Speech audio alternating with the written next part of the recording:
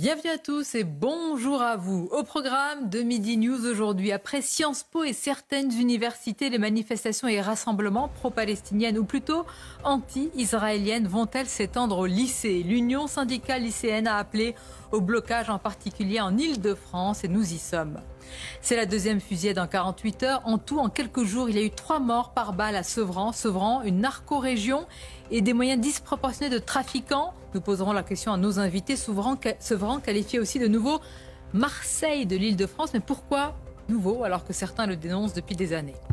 Et puis c'est une séquence qui a été abondamment commentée, une séquence à Ajaccio en Corse où l'on voit Éric Zemmour pris à partie par des militants traités de fascistes. Il essuie un jet d'œuf de la part d'une militante et il va réagir. Alors, cette réaction légitime défense ou bien violence? On écoutera Sarah Knafo, numéro 3 sur la liste Reconquête à ce sujet.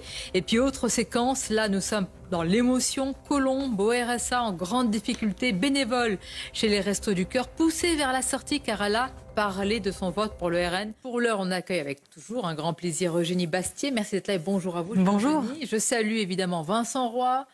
Bonjour. Sabrina Medjeber est avec nous et bienvenue à vous. Sonia. Denis Jacob, secrétaire général Alternative Police. Bonjour. Bonjour à vous. Et évidemment Arthur de Vatrigan, comme tous les lundis. Bonjour. Bonjour Sonia. Arthur de Vatrigan. Alors, beaucoup de sujets à vous soumettre. Et tout d'abord, deuxième fusillade en 48 heures. Oui. Les chiffres sont tellement, en tous les cas, le bilan est tellement incroyable. En 48 heures, 3 morts, quelques jours. 3 morts par balle à Sevran. Hier, la fusillade a impliqué 2 personnes visées par des tirs mortels. Et depuis 48 heures, on lit. Et puis, ce qui est écrit dans les journaux, Denis Jacob, c'est Sevran, le nouveau Marseille, l'Île-de-France. Nouveau pour vous qui, évidemment, avez l'expérience et la connaissance du terrain. Qu'en pensez-vous ? Alors déjà, c'est pas nouveau. Et puis faire un espèce de comparatif morbide entre les villes sur les règlements de compte, franchement, c'est un petit peu moyen. Rappelez quand même qu'à Sevran, entre 2009 et 2011, on a eu à peu près une dizaine de morts dans le cadre de règlements de compte. Donc rien de nouveau, malheureusement, par rapport à cette ville où, il faut le rappeler, c'est une des plaques tournantes du trafic de cannabis. Ça fait partie de cela également. Donc on fait le lien, nous, policiers, avec toutes les opérations que nous mettons en place depuis maintenant plusieurs mois, que sont les opérations Place Nette, donc qui confortent ce que je disais déjà, que ça donne du sens à l'action de police et au rôle que l'on a pour lutter contre les trafics de drogue, puisque, alors c'est pas encore clairement établi, mais soit c'est une guerre de territoire entre bandes rivales, soit c'est parce que nous avons réussi une partie de notre travail, c'est-à-dire éradiquer plusieurs points de deal qui aujourd'hui font l'objet de convoitises entre différents réseaux, et c'est à celui qui arrivera à le récupérer pour le réinvestir et donc qui se livre à des règlements de compte. De toute façon, on salue votre travail, mais il est vrai qu'il y a 2 façons de voir les choses ou d'appréhender la situation. Comme le disent les autorités, c'est-à-dire voilà, les opérations Place Nette payent, ou alors, comme le disent d'autres, des experts de ce sujet, eh bien, nous avons des narco-régions totalement enquistées. Et derrière les trafics de drogue, il ne faut pas oublier aussi l'ultraviolence, les règlements de compte, l'omerta, la corruption. Tout est résumé dans ce sujet par Mathieu Devez. Ce dimanche vers 18h, 2 hommes ont été tués par balle selon plusieurs sources policières dans le quartier Montceau-le-Pont-Blanc, près d'un parc à jeux pour enfants à un peu plus d'1 kilomètre du lieu de la fusillade mortelle de vendredi soir. Les victimes, âgées de 31 et 35 ans, étaient connues pour violence et trafic de stupéfiants. Selon une source policière, les 2 hommes impliqués dans cette fusillade ont pris la fuite, à pied. D'après le préfet de police Laurent Nunez, ces faits sont liés au trafic de drogue.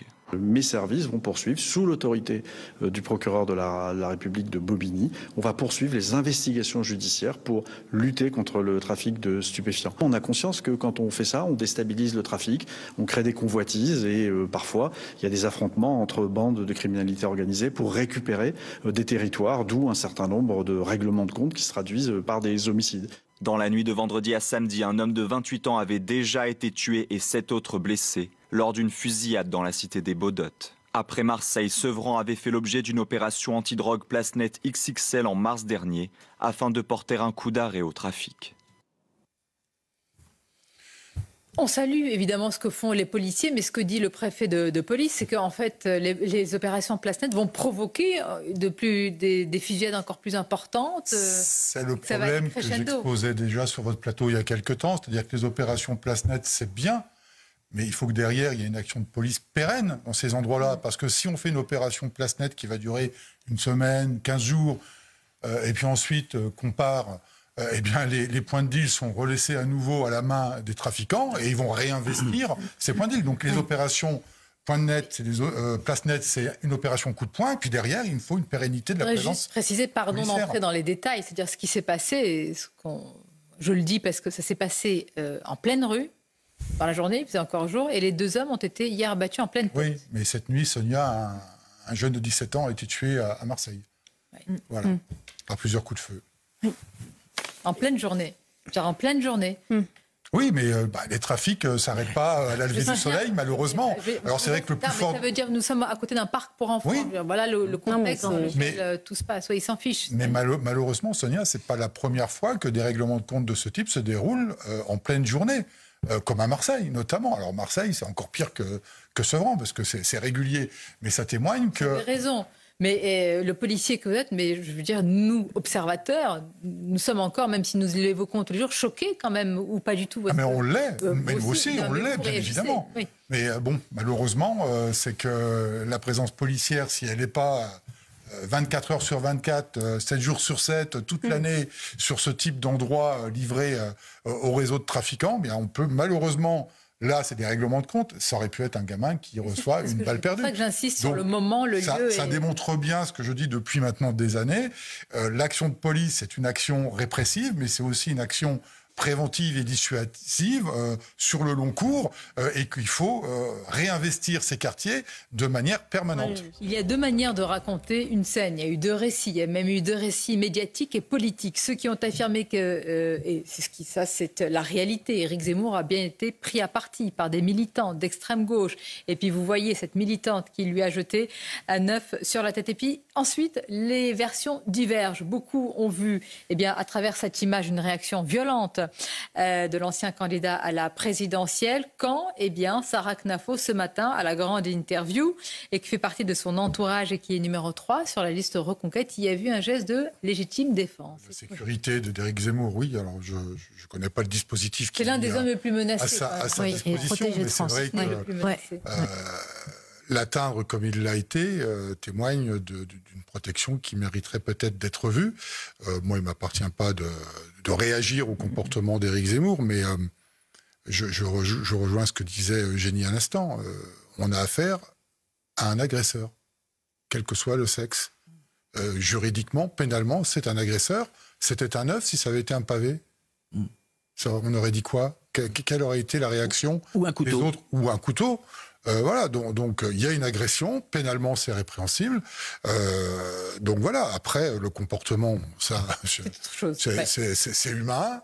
Est-ce qu'un homme politique de cette envergure devait réagir de la sorte ? Ça pose interrogation. Non, je pense que ça le dessert. Et également. Ils n'ont peur de rien et pourtant, ce sont souvent les mêmes phrases qui sont répétées. Et à l'envi d'ailleurs, Denis Jacob, c'est-à-dire la peur doit changer de camp. Il faut inverser la logique de la peur. Très sincèrement, pour ceux qui nous regardent et ceux qui vivent encore plus cette situation, est-ce que ces phrases aujourd'hui ont encore un sens ? Vous savez, la peur qui doit changer de camp, ça fait 20 ans maintenant que je l'entends. Ça a commencé avec les émeutes urbaines de 2005 à Villiers-le-Bel. Monsieur a raison, je l'ai déjà dit, l'opération Place Net donne surtout du sens à l'action de police pour les policiers. C'est une opération de communication politique, il faut pas le nier, qui a des effets, mais des effets ponctuels. Et tant que ça ne sera que des effets ponctuels et non pérennes, oui, effectivement, les trafiquants n'auront peur de rien et on sera à peine partis qui recommenceront. Mais ça...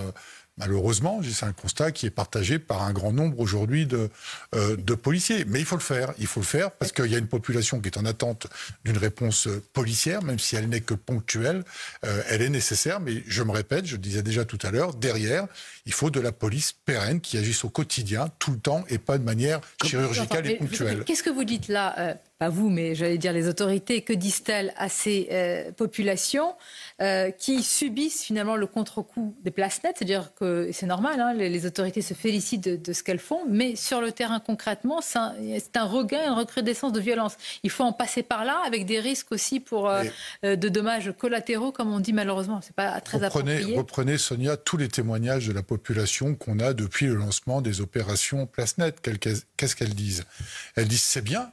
on en a besoin, on a besoin d'être assuré, mais si c'est pour qu'ils partent au bout de 15 jours et que tout recommence, c'est un peu également le dispositif policier que l'on met en place depuis plus de 20 ans, à savoir que dès qu'il y a un problème dans une cité, on envoie une compagnie de CRS, elle reste une semaine, 15 jours, 3 semaines, pas plus, pour faire de la sécurisation, ça s'apaise, ça se calme, et dès qu'ils sont repartis, tout recommence. Pour rebondir sur ce que Sabrina Medjeber disait tout à l'heure, les commissariats dans les quartiers, ils ont existé. Moi, je les ai connus, j'y ai travaillé. C'était les commissariats de quartier. Bien sûr. Mais c'était dans les années 80-90. Oui. Et il y a eu un démantèlement des services publics dans les quartiers. Et le gouvernement de Jospin, qui a voulu tenter le retour à la proximité, puisque l'ancêtre de la police de proximité, c'était les îlotiers dont j'ai fait partie, la police de proximité, elle a été mise en place combien de temps? 2 ans. 2002, elle a été alors, où est passé, même question, où est passé tout l'argent qu'on met... Et la volonté de la police... Le problème de la police de proximité et l'échec qui en a suivi, c'est parce qu'il y a eu une volonté gouvernementale, non pas de mettre de la police de proximité là où on en avait besoin, mais de généraliser du bleu partout sur le territoire en déshabillant Pierre pour habiller Paul. Donc, et là, on est un peu aujourd'hui dans la même situation.